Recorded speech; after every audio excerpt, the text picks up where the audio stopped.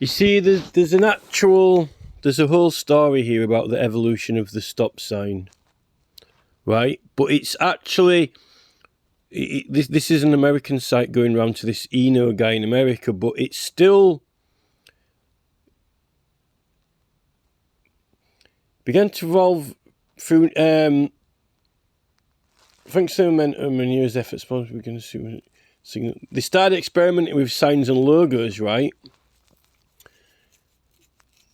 And octagons, hexagons and octagons, right?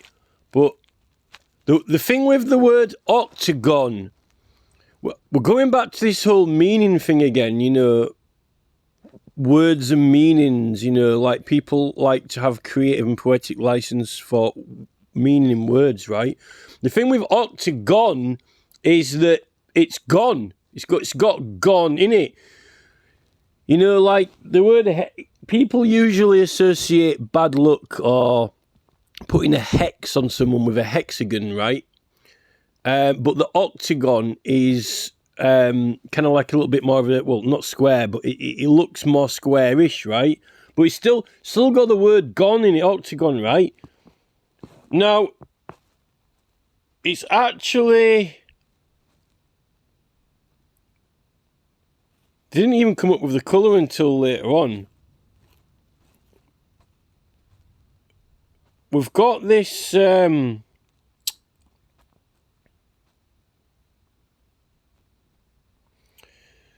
see, there's another professor in civil engineering here involved. And reflective materials.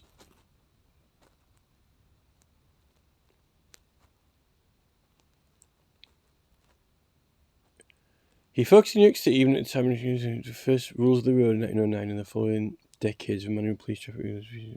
Thanks to momentum. So in 1923. Right, here look, the colour would come much later after many sign letter combination trials with a modern stop sign as we know not being unveiled until 1954. Ironically, after the death of Eno. So this is very important. That stop. You see, when you give a sign or give notice or symbol for people to stop what you're doing, like obey and stop. If you're proceeding somewhere or doing anything in life, right, stop what you're doing. Stop doing it, right? The final sign in its full form got unveiled in 1954. That is when the Hill Man got built on in 1954 under Labour, and the colour of Labour is red, right? It's no coincidence. Now, I know that it's in America, but look, right, we know now that these figures, you know, not only the royals, but the figures in government and people have got a lot of influence in the businesses and companies and things like that. It's not just coincidence, right? 1954, the octagon, and also the word gone, right? I mean, remember that film as well. There's a famous film called Gone with the Wind. The Windsors, Gone with the Wind.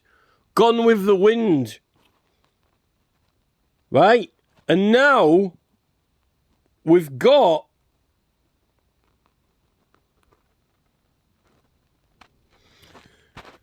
so look, that octagon now is associated with stop, whatever you're doing, whether it's moving forward on the road, stop, right? But they use it for everything.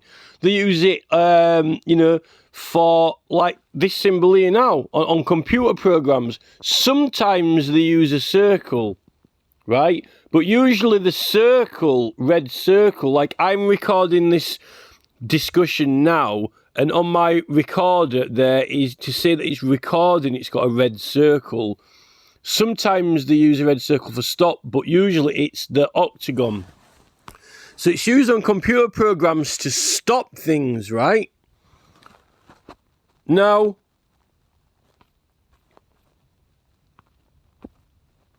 This is that green belt. You know, Octavia Hill got attributed for trying to stop some building, but it was near London. But I think she was from the east of England, right?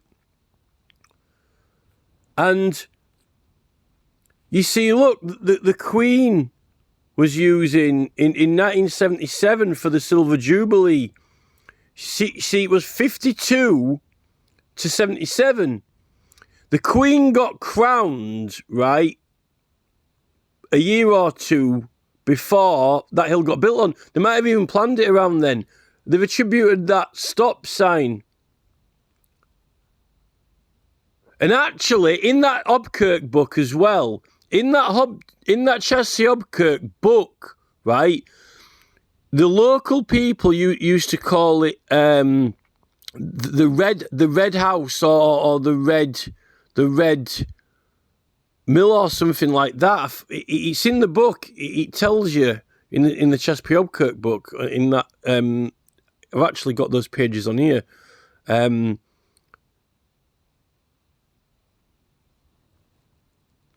You see, the thing, I know that there's a hexagon and an octagon here, right? They've got this stop sign attributed to this kind of like royal power to stop things. I don't think that it's not a coincidence that they use this stop sign to stop doing things.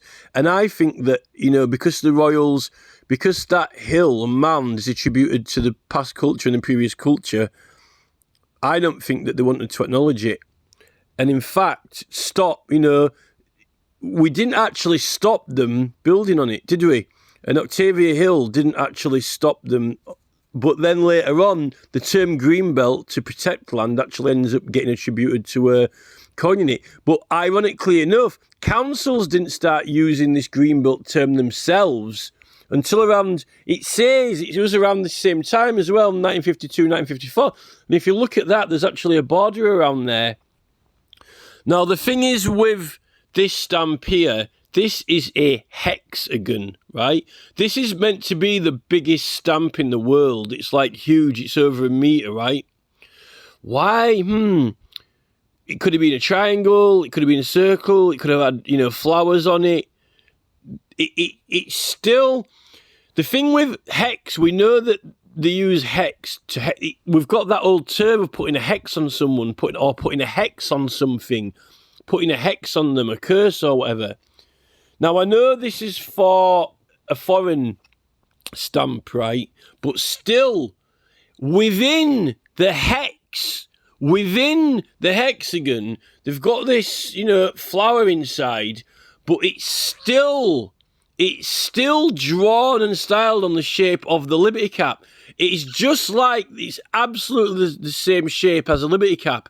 It's not meant to be a Liberty Cap. It's a different flower, but artistically, symbolically, it fulfills that artistically as well for an alternative meaning with a hex, almost like it's put the hex on it. You know, up on the moors, they've got that stupid rock. They've got that stupid rock on there which says cock crowing stone. I've got the pictures of it in some of the videos and in the petition, like cock crowing stone, which really puts a bad... It's almost like putting a bad smell in the air or a bad thing in the air up on the moors where you get all the Liberty Caps, like putting a hex on it. You know? And the octagon definitely is stop. And it's following the Queen even getting crowned when they actually did all that thing to it to finally... They started creeping up with it with the Imperial Chemical Industries and that tram station, and I think that they really wanted to write it off, that site, because they used to have fires on there. They used to have a fire on Castle Hill and a fire on there for royal occasions. They really didn't like it, and they really wanted to do something to spoil it.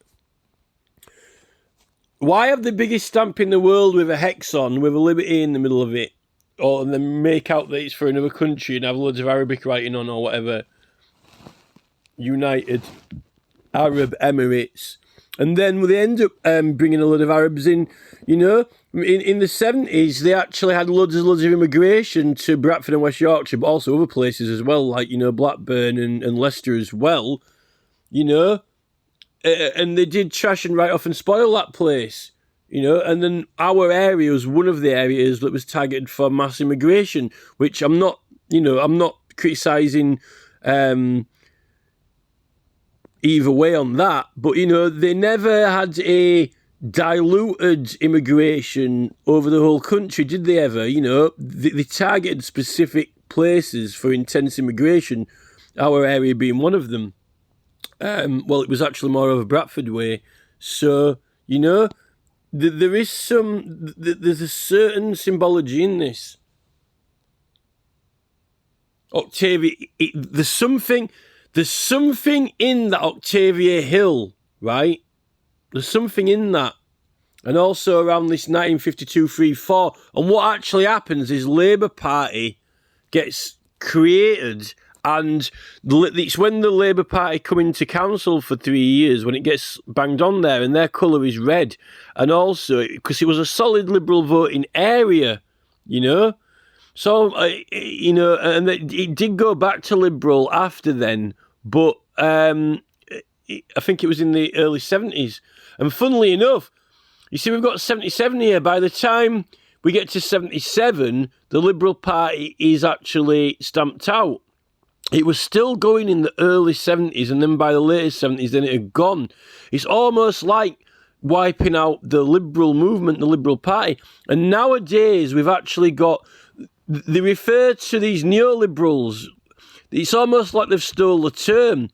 They use the word liberals for neoliberals now as if it's for these rich people who know no bounds. They are the ones who are free into ultimate excess and domination without being stopped. And it's perverting the name of the liberals. The Liberal was meant to be for, it was the Liberal Party was... they were opposed to the Royals, to the Tories, to the Toffs. It was about freedom against oppression, but also not excess. It was about moderation. Libra as well, Liberal and Libra. The weighing scales, balance and harmony. And the word liberty is meant to mean the source. It's almost like, in the Liberty Cap mushrooms, you've got this serotonin-like chemical that's similar to our serotonin. And then our own serotonin is made in the gut, in the stomach, when you eat food. It's made in the stomach. And then as we manufacture our own neurotransmitters. That's the source of them. It's almost like when you eat the food, it almost rains down into your gut, and then it's made and then sent to your brain. You see, if you think of the moors where you get these Liberty Caps around by us, particularly, and on that map that I've drawn, you see it rains, the water comes down, and then it forms the source of all the rivers. The source of the rivers is in the moors in the high point, right? And then all the water comes down through, forms into streams and then into the rivers, and then eventually goes to the sea. It's this whole cycle, this whole natural cycle. And then water evaporates up into the sky again, rains back down, gathers on the moors, and then forms into rivers. You've got this whole... It's like a very, very natural and ecological way of thinking. This is how the Red Indians used to think and speak, when the Americans went over, this whole natural view of cycles and things like that, But also the Liberty Caps, where they grow, it's almost like this, there's a symbology to the source, the source of something. But also, nature, plants is the source of the food, seeds grow out of the floor, and then, we'll go and eat them, the earth being the source. So that is really what the proper meaning and origins of liberty and the Liberty symbols is meant to be this source, and also the word source and saucer. A saucer is a disc shape, a circle shape, you know, like the fungi are a disc and a circle shape. So there's that meaning for the sauce as well, and that's why we have like a cup and saucer. Unfortunately, these logos are made geometric. It's almost as if the circle shape, the round shape, is almost, once you bend the circle or buckle the circle into an angle, you know, it's almost like, you know, breaking the circular natural form, isn't it, or containing it, you know.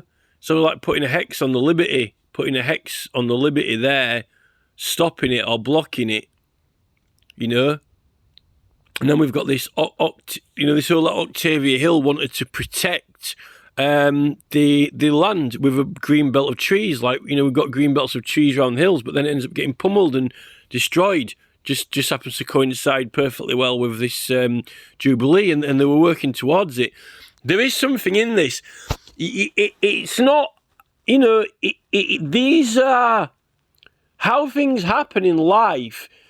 Humans are made and operate on a symbolic, creative and meaning level, you know. So you've got to be interested in loose associations and meanings, because that's what language is at the end of the day. When you write a symbol down and use it for a word, you know, they've got meanings and symbols. So the dates on these, and that would actually, you know, the invention of the stop sign as well around that time, that would actually tie together a little bit of symbology and meaning, which was a nice little coincidence with the whole road signage, introduction of the road signage, you know, and then that neatly ties together the illegal road signage investigation that I've done with the ancient site that got destroyed. So that's almost like finding a little connection, a little interesting connection between the ancient site getting spoiled and ruined and the actual introduction of the road signage in the first place, you know. So there's a nice little tie in there together with it, you know.